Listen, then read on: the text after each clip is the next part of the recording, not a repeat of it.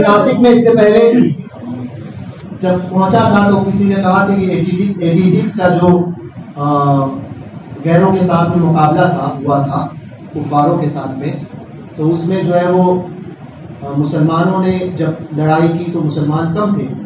غیروں نے جب اس پہ حملہ مسلمانوں کی آبادیوں پر حملہ کیا تھا تو مسلمان کم تھے، لیکن مسلمان نکلے اور لڑائی کی، مگر جب وہ تھوڑے تھے مگر جب نکلے تو اس کے بعد میں یہ دیکھا گیا کہ شہنشاہ ناسک سرکار صادق شاہ حسینی مزار اقدس سے باہر گھوڑے پر سوار نکلے تھے. ہاتھ میں ایک فوج تھی اور شہنشاہ ناسک نے ہاتھ میں تلواریں تھی اور کفاروں کو بھگایا.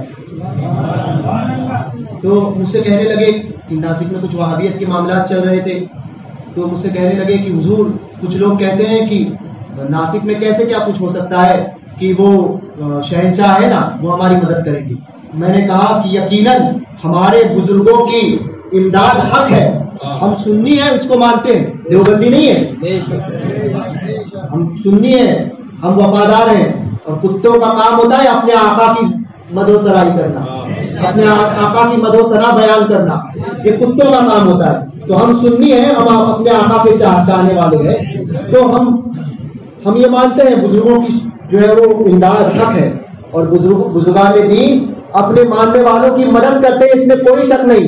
وہ دیوبندی کا کوئی بزرگ ہوگا جو کسی کا کام نہیں آ سکتا، سنی کا ہر بزرگ کام آتا ہے. وہابی کا کوئی نبی ہوگا جو مر کر مٹی میں مل گیا ہوگا، سمجھے؟ ہمارا نبی تو زندہ ہے، تو زندہ ہے اللہ، تو زندہ ہے اللہ، میرے چشم عالم سے چھپ جائے گا. کوئی فرضی نبی ہوگا وہ وہابی کا جو مر کے مٹی میں مل گیا.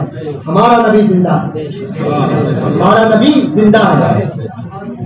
تو بہرکیف تو میں نے یہ کہا کہ شہنشاہ کی امداد اور بزرگوں کی امداد حق ہے، اس کا انکار نہیں، مگر وہ امداد ہوگی جب ہم خود کھڑے ہوں گے. ارے میدان میں اترو نا، میدان میں آؤ، پھر دیکھو اپنے بزرگوں کی کیسی حمایت ہوتی ہے. اپنے حق کے لیے لڑو، پھر دیکھو غریب نواز کیسے ہندوستان کا حکومت کا تختہ پلٹتے ہیں. لڑو تو صحیح اپنے حق کے لیے، لڑو تو صحیح، پھر دیکھو شہنشاہ ہندوستان کی ولایت کیسی ہے، پھر دیکھو مسعود غازی سید سالار کیسی مدد فرماتے ہیں، پھر دیکھو چوچا سے بکری میں اشرف کا فیضان کیسے ہوتا ہے.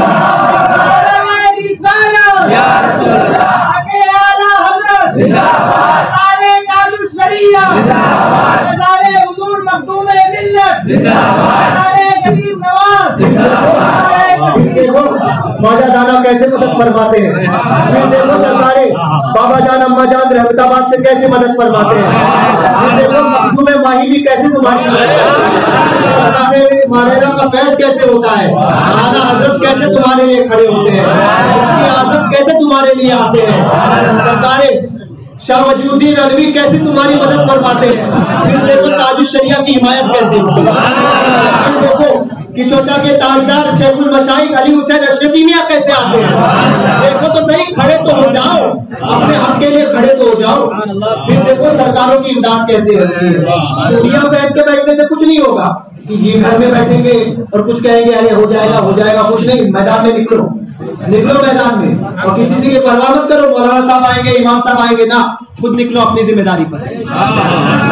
لڑنا سیکھو، مرد ہو، مرد بنو. مرد کی اولاد ڈرتی نہیں ہے، سمجھے؟ مٹھ پینے والے لوگ نہیں ہیں ہم.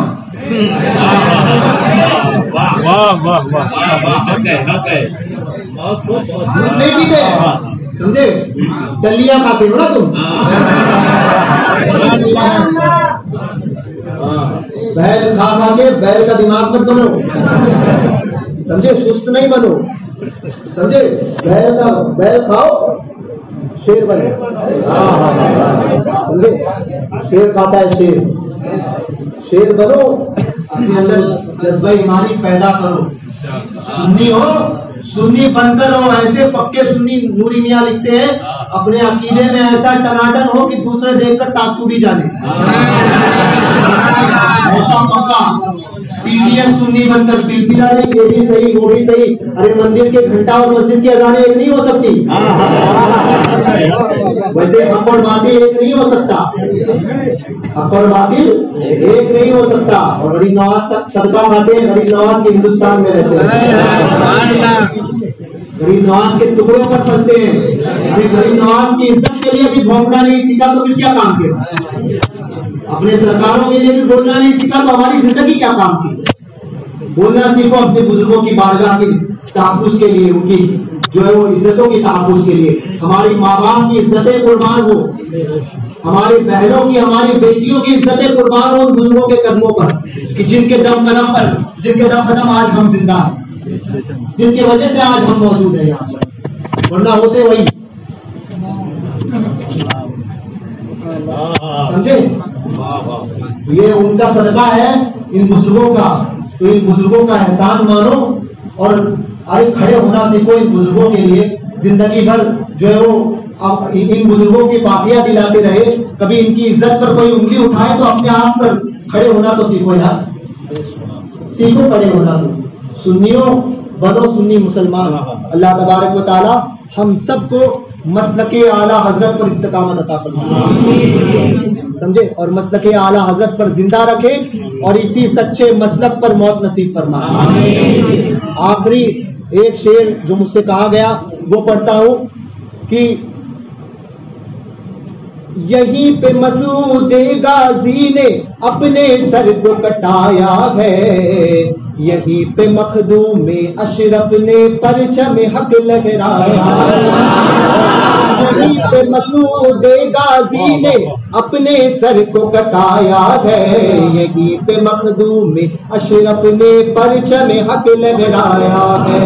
یہیں پہ حاجی علی وہ حاجی ملنگ و مخدوم ماہم, بابا تاج الدین کا ہم پر سایہ, بابا تاج الدین کا ہم پر سایہ ہے. ان سب کی چوکھٹ سے بٹتا ہے جام عرفان, یہ ہے خواجہ کا ہندوستان, خواجہ کا ہندوستان, میرے خواجہ کا ہندوستان. احمد رضا زندہ باد, مسلک اعلیٰ حضرت آئندہ آباد.